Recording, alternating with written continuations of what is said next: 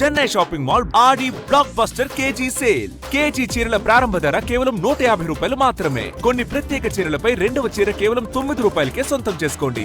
తొలకరి జల్లులు చూసి మురిసిపోయారు. వానలు బాగా కురుస్తాయని, పంటలకు మంచి కాలమని ఆశపడ్డారు. వరి నాట్లు వేసి వాన కోసం ఆకాశం వైపు ఆశగా చూశారు. కానీ పంట వేసి 2 నెలలైనా వరుణుడి జాడలేదు. ఆకాశం కరుణించట్లేదు. వరి నాట్లు ఎండిపోతున్నాయి. నేల నెరలు బారుతోంది. ఆశలు ఆవిరైపోతున్నాయి.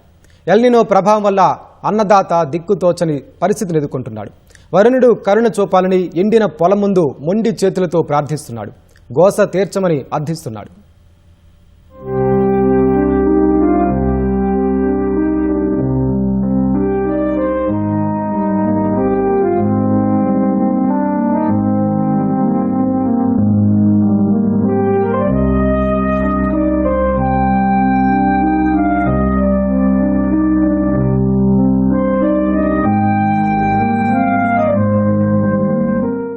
వర్షాకాలం మొదలై 2 నెలలు గడుస్తున్నా వరుణుడికి మాత్రం కరుణ లేకుండా పోతోంది. పంటలు వేసిన రైతులు తలపై చేయి పెట్టి ఆకాశం వైపు ఎదురు చూస్తున్నారు.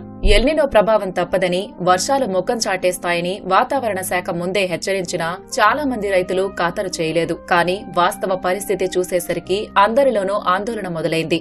వర్షాలు లేక పొలాలన్నీ బీడుబారుతున్నాయి. కళ్ల ముందే చేలు ఎండిపోవడం చూసి కలత చెందుతూ రైతులు కన్నీరు కారుస్తున్నారు. జులై ముగుస్తున్నా మబ్బులు తప్ప వాన చుక్క జాడ కనిపించడం లేదు. వర్షాలు వస్తే వానలు గుర్తి అని పంటలు వేయటం అయిపోయింది. కానీ వర్షాలు కనికరించలేదు. దానివల్ల సీతారామ ప్రాజెక్టు మాకు నెత్తిన పోతుంది, కానీ మా తూములకు నీళ్ళు ఎక్కకుండా కిందికి పోతున్నాయి. సీతారామ ప్రాజెక్టు నీళ్లు మాకు నెత్తినే పోతున్నాయి. 2-3 ఇంజన్లు ఎక్కిస్తున్నారు, పూటకొకసారి మళ్ళీ దింపుతున్నారు. వచ్చి పైన పెడుతున్నారు. ఏదైనా మోటార్లు వేసుకుందామన్నా కరెంటు కరెక్ట్గా ఉండట్లేదు.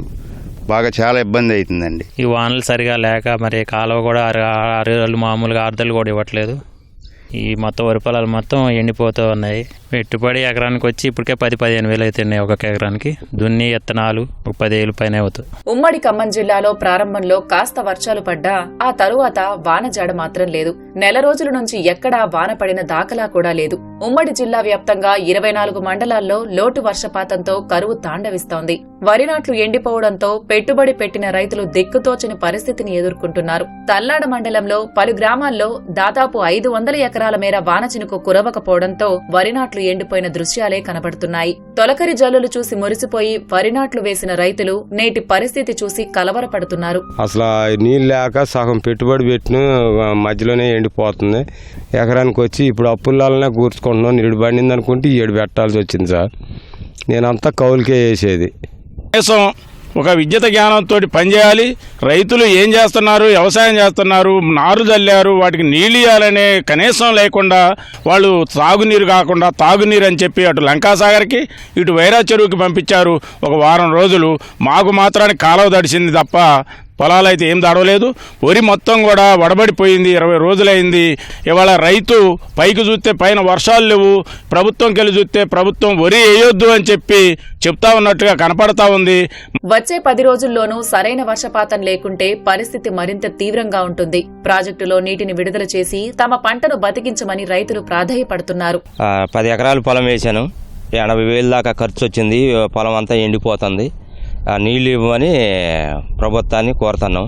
ప్రభుత్వం దగ్గర చలనం లేకుండా అయిపోయింది. రైతులే పైకి చూసుకుంటా దేవుణ్ణి నమ్ముకొని చూస్తున్నారు.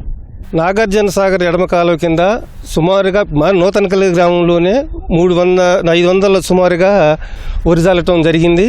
అయితే ప్రభుత్వం కూడా ఒక నెల రోజుల క్రితం కూడా సీతారామ ప్రాజెక్టు వస్తే తాగునీరుకి సాగునీరుకి నీళ్ళు అందిస్తామని చెప్పారు. మేము కూడా అదే ఉద్దేశంతో వాయు మొత్తం కూడా సాగర్ కింద కూడా మేము మొత్తం చల్లటం జరిగింది. చలి కూడా సుమారుగా 20-25 రోజులు అవుతుంది. ఇంతవరకు నీరు వదిలిపెట్టారులే కానీ 10 రోజుల క్రితం రాలేదు. వరి మొత్తం ఎండిపోతుంది. మాకు దయ ఉంచి సీతారామ ప్రాజెక్టు నీళ్లు వదిలి మా రైతులను ఆదుకోవాలని కోరుకుంటున్నాం.